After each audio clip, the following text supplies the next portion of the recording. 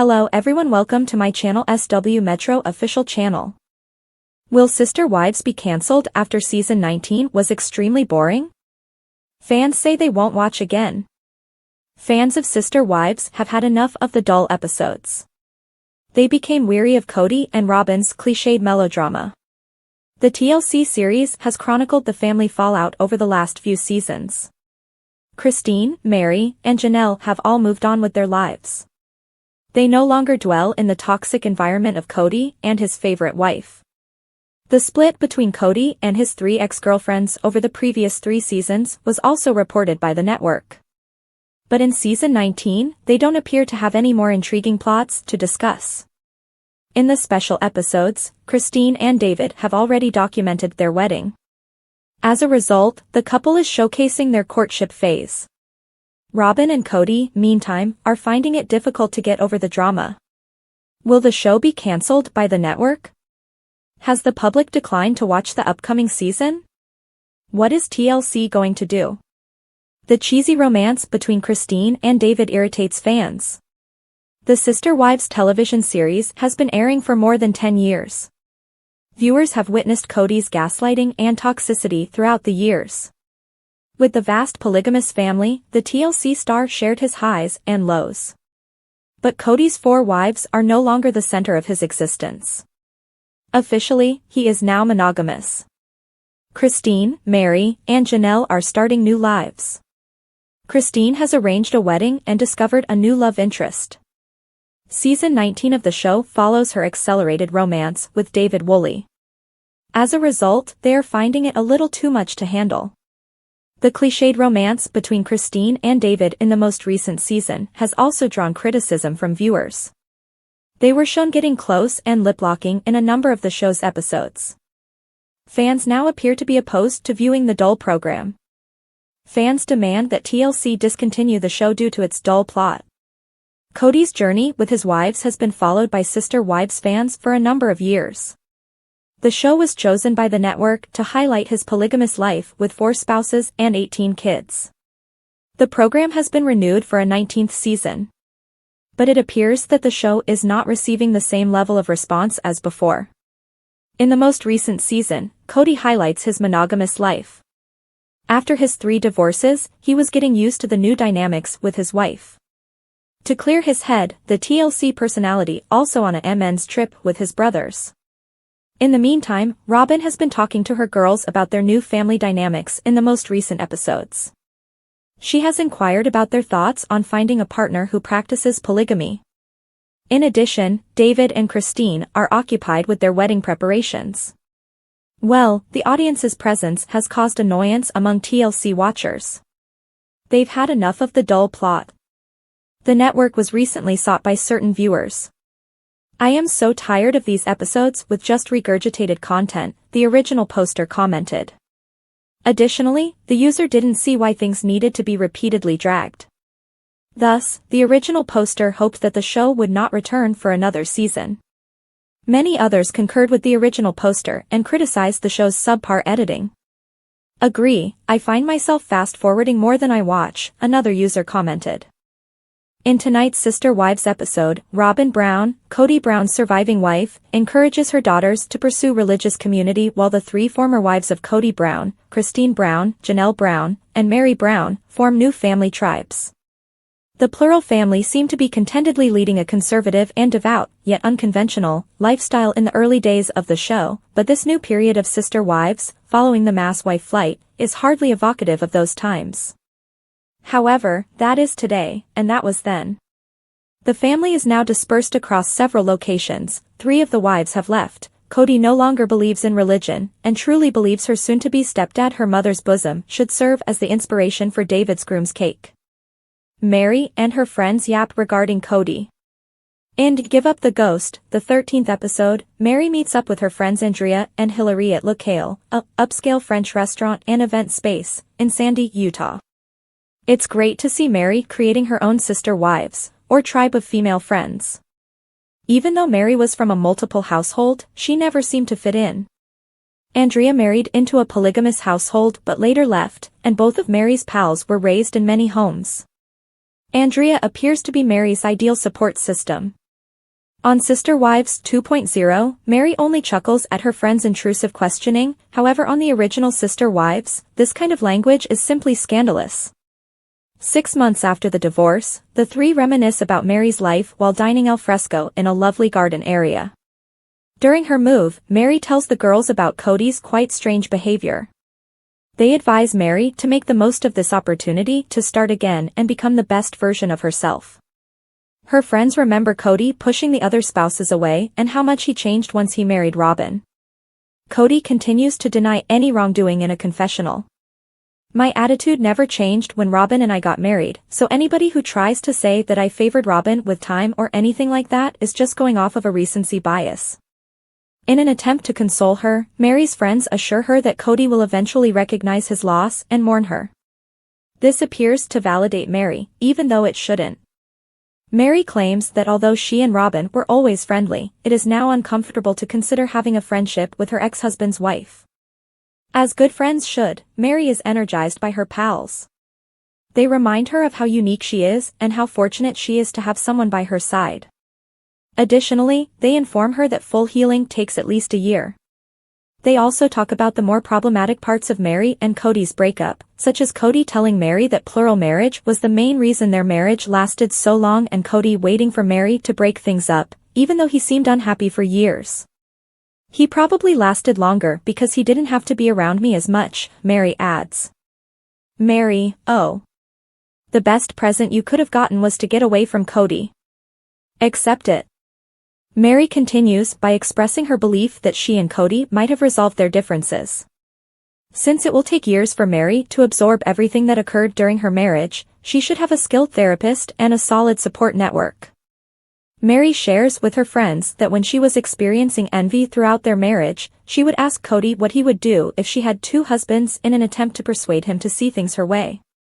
Kody remarks that it would be impolite for Mary to have more than one husband or lover in a flashback to that incident. All right, Kody. Mary asked, if I were to be giving attention to another guy, how would it make you feel? Kody says, the vulgarity of you having 2 husbands or another lover sickens me. Mary believes that Kody's answer suggested that she ought to feel guilty about her jealousy, which is a typical human reaction. She is only now beginning to realize the harm this marriage caused her. Now that she's free, she can criticize her ex while dining with her closest friends in a French restaurant. At whatever age, this is what it means to be a girl. Following a commercial break, Christine Brown, soon to be Wooly, and I are in Salt Lake City, Utah, shopping for wedding gowns. Christine's mother, daughters, fiancé's mother and daughters, sister wife for life, Janelle, and Maddie, Janelle and Kody's kid, are all part of her tribe of women. Christine is thrilled to be searching for a wedding gown, as one might anticipate. Once more, Christine is the happiest woman ever to be divorced. She is positively radiant. Christine's mother never saw her in the outfit because she made it for her the first time and was unable to attend the wedding because of religious prohibitions. Christine wants her mother to accompany her the second time she goes outfit shopping. As was customary in their religion, Christine wore a very modest wedding attire for her first wedding. This time, however, Christine is able to let her hair down and discovers the dress of her dreams, a clothing that, for the first time, truly captures who she is. Christine lets everyone choose a dress for her to try on, but she is instantly drawn to a bohemian-style garment. Aspen Brown reiterates her season theme in a confessional, noting that although they are moving quickly, she is happy that her mother is going through this. Back at lunch with the girls, Mary keeps talking about her divorce with her pals. They understand it because they have both engaged in polygamy. Mary clarifies that she hasn't discussed the divorce with her family very much. She suggests it's because her pals encourage her to express her feelings and no one has really questioned her about it. We shouldn't keep our emotions to ourselves. Anyway, that's what that religion did to me. It taught me to be afraid to express my opinions, Mary's friend remarked. Instead of making her fear her feelings, they support her in overcoming them. Mary claims she still believes in multiple marriage, but her friends don't, and the three talk about the dangers of it. Although it is unpleasant for Mary, opening her eyes to the traumas she experienced is essential for her to heal. Fans on Reddit are praising this exchange, which is among the most real and realistic we've ever seen on this show. They were true survivors, amazing. It's good to know they were present when she asked to be released. TLC, we'd want to see more of Mary's pals. Jen is one of Mary's pals that I adore. They appear to be telling her gently while still boosting her confidence, so I hope they are giving her more truth bombs off camera. Kody is the one that is missing out, so remind her that she is amazing. It was wonderful to hear them talk openly about polygamy. Although it was generic, it should make Mary consider how difficult her marriage was. It's amusing since, despite being the only one with true friends, Mary is supposedly the worst person ever. In all honesty, the people Christine had lunch with appeared to be there to interview her and further the story. All of Kody's relatives, including his in-laws, are married. It is evident that Mary still has reservations about leaving, and her friends want to see her reach that point. Mary promises to try to come to terms with the fact that it's ended and the enjoyable moments they shared. Christine returns to the bridal shop and helps her pals try on wedding gowns. She desires a form-fitting, off-the-shoulder dress with a deep plunge. She is obviously no longer following the modesty norm and is enjoying the attention that comes with shopping for her ideal clothing. Friends of Christine's. Oh. And. Ah. Over her clothes even dubbed one a vagina dress, because of the uncomfortable way it fit her body. Even if her new lifestyle is free-spirited, Christine immediately rules out that specific dress since she can't go that far. On this show, the women occasionally make casual remarks about their lifestyle that are so shocking that it's difficult to believe they're telling the truth. As demonstrated above, Janelle reveals a family secret while discussing her own wedding to Kody. My decision to convert to the faith caused a great deal of distress in my family when Kody and I were married. The majority of my relatives did not interact with me or chat to me. I was wearing a green dress. That was it. My mother, who ended up marrying Kody's father 3 months prior to our wedding, was present at the wedding because she had come to protect me from the polygamists. My mom was clearly cool with it, but the rest of my family didn't come because they weren't. Before we return to the dresses, we can hardly comprehend that bit of knowledge.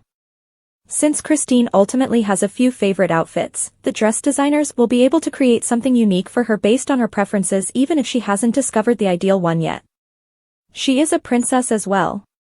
We're back in Flagstaff with Robyn, Kody, and their children following a commercial break. Robyn talks about dealing with some identity issues after having to accept that the other wives are no longer there. Robyn discusses her desire to locate a church to attend with her kids, Rora and Brianna. The family's multiple lifestyle had previously prevented them from going to church. As a monogamous family, however, they are now able to go to new churches together. Robyn, who attended church as a child, claims that Kody has really intense feelings about her faith, but she has missed the ritual. As they grow older, Aurora and Brianna are yearning for a community where they can make new friends and have a religious experience. As well as new boys. Robyn wants them to put less emphasis on boys and more on their spiritual development, but she understands that finding a partner who shares their traditional values can be difficult. Both of her daughters respond no when she asks if they intend to marry into a poly household.